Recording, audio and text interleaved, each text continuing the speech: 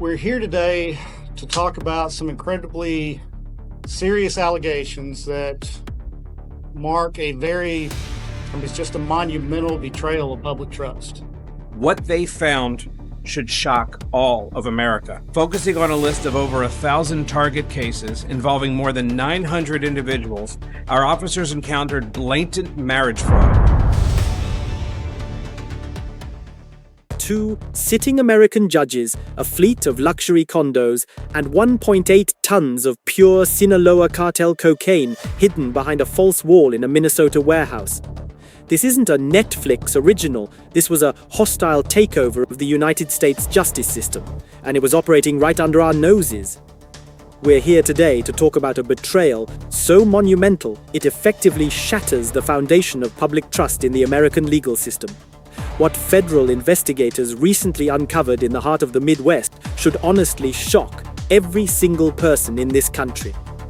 We aren't just talking about a few bad apples or a small-time bribe. We're looking at a massive, orchestrated conspiracy involving a target list of over 1,000 cases and more than 900 individuals. ICE arrested at least 12 people during this week's operation around the cities, and nearly half of those detained are originally from Somalia. And for the first time, we're hearing from the wife of one of the men arrested, and she is pushing back on ICE's claims that he is an active gang member. Our law enforcement officers encountered a level of blatant marriage fraud and systemic corruption that reads like a high-stakes spy novel. But for the people of Minnesota, this was a terrifying reality. Before we dive into the chilling details of how the Sinaloa Cartel managed to literally buy a US courtroom, do me a quick favor. Hit that subscribe button and turn on notifications. We're dedicated to exposing the stories the mainstream media often overlooks, and your support helps us keep digging. It's 4:17 a.m. in downtown Minneapolis. The city is silent.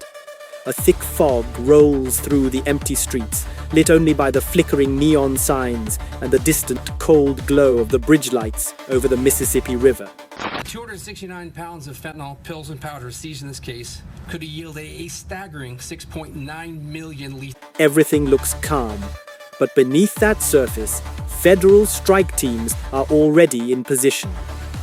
Over 200 agents from the FBI, ICE, DEA, and Minneapolis SWAT converge on 17 locations simultaneously across the Twin Cities. Target number 1, a luxury high-rise condominium in the trendy North Loop. It's registered to Judge Amina Hassan and her husband, Judge Khaled Osman. These weren't just low-level clerks. These were sitting district court judges. These are the people we trust to sentence drug offenders, approve search warrants, and oversee complex financial crimes. But behind the robes, they were secretly on the payroll of the Sinaloa Cartel. At exactly 4:18 a.m., the silence is shattered. Flashbangs detonate. Doors explode inward. Agents in black tactical gear flood the residence, their voices overlapping in sharp, practiced commands. Judge Hassan is pulled from her bedroom in silk pajamas, the luxury of her life clashing violently with the zip ties on her wrists. Meanwhile, Judge Osman tries to lung for a laptop on the kitchen counter, a desperate move to wipe the evidence. But an agent slams his wrist into the granite and cuffs him before a single file can be deleted. In the master bedroom closet, nestled behind rows of designer suits and official judicial robes, agents find a hidden steel safe. Inside, $340,000 in cold, hard cash, vacuum-sealed bricks of cocaine, and 3 encrypted hard drives.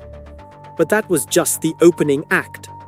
Across the river in St. Paul, agents hit a private law office registered to a shell entity called North Star Legal Consulting. On paper, it looks like a standard firm. Inside, no clients, no case files, just rows of server racks humming with encrypted data, stacks of falsified court documents, and ledgers tracking wire transfers totaling in the millions. The scale of this operation becomes even more terrifying when you look at the logistics. In a suburban warehouse in Bloomington, right near the world-famous Mall of America, agents breach a company called Great Lakes Freight Solutions. The front bay looks perfectly normal. Pallets, forklifts, shipping manifests. But behind a false wall in the back, they find the crown jewel, a cocaine super lab. We're talking industrial scales, hydraulic presses, cutting agents, and packaging stations. Most importantly, they found 1.8 tons of pure cocaine, already divided into kilo bricks and stamped with the Sinaloa Cartel's signature emblem, a crowned serpent. One agent radioed back to command with a chilling realization. We've got enough product here to flood the entire Midwest for 6 months. If you're finding this breakdown eye-opening, please like the video. It really helps the algorithm push this information to more people who need to know what's happening in our judicial system.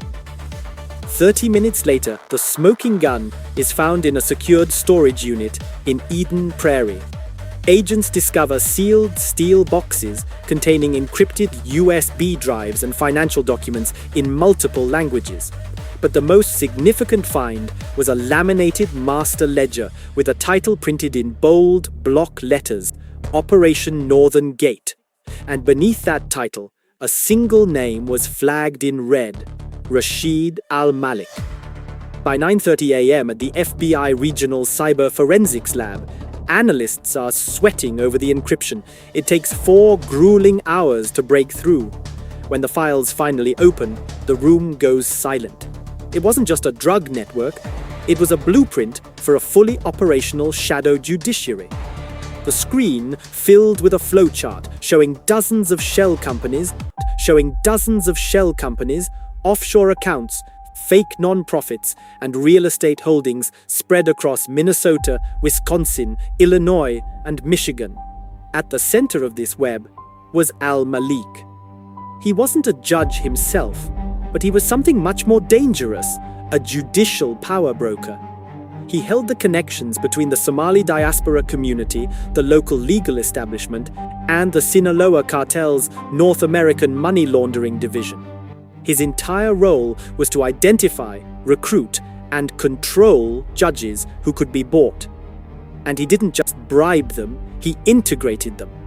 Judge Hassan and Judge Osman weren't random targets.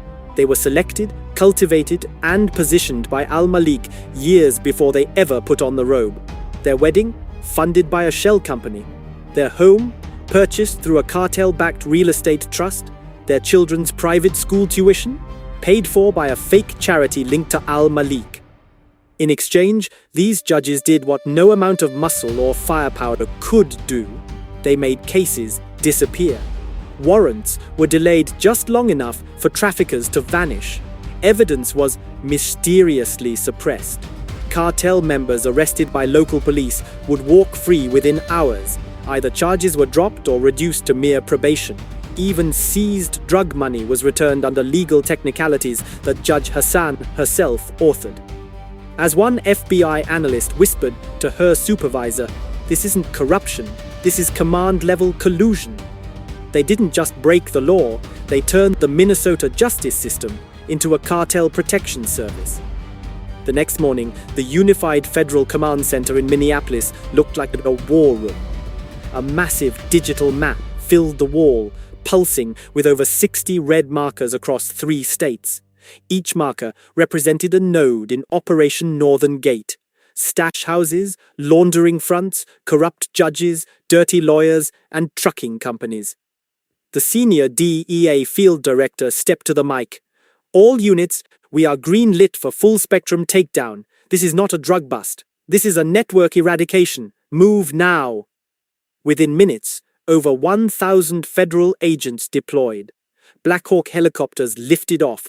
Armored SWAT units rolled through pre-dawn streets. In Milwaukee, they stormed a nightclub where cocaine was distributed via VIP bottle service. In Chicago, they hit a high-end car dealership, laundering millions through luxury vehicle sales.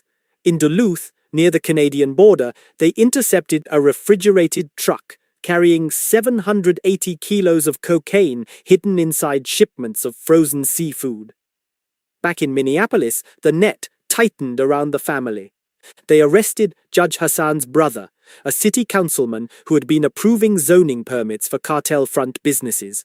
They arrested Judge Osman's law school mentor, a retired appellate judge who was literally ghostwriting legal opinions to shield cartel operations. And finally, in a quiet suburb outside St. Paul, they got him, Rashid Al-Malik. He was in his home office, wearing a tailored suit, sitting calmly at his desk as if he'd been waiting for them. On his desk sat a glass of tea, a Quran, and a laptop open to an encrypted offshore banking portal. He didn't resist. He just watched as they led him out past his children's toys. An agent later said it was the calmest arrest he'd ever made, like Al-Malik had already won a game the feds didn't even know they were playing. The scale of the destruction is hard to wrap your head around. Over 9 years, this network controlled 14 sitting judges, 6 prosecutors, 11 defense attorneys, and dozens of court staffers.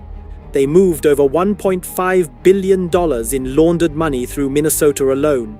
They bought farmland, strip malls, gas stations, and apartment complexes, all with blood money.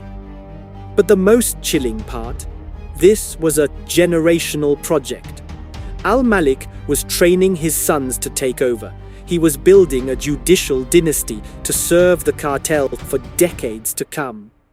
At the final press conference, the FBI special agent in charge put it bluntly: power doesn't always need violence. Sometimes it just needs silence and a system willing to look the other way. While fentanyl and cocaine poured into our neighborhoods and overdose deaths climbed, the people sworn to stop it were the ones holding the door open. Not because they were weak, but because they were purchased. This was a hostile takeover of justice itself. If you want to see every name on that list dragged into the light, type "expose" in the comments below. We need to keep the pressure on. And before you go, make sure to like the video. It's the best way to ensure this story doesn't get buried. Operation Northern Gate shows us that the thin blue line and the black robes of the bench can be thinner than we think. Stay vigilant, stay informed, and I'll see you in the next one.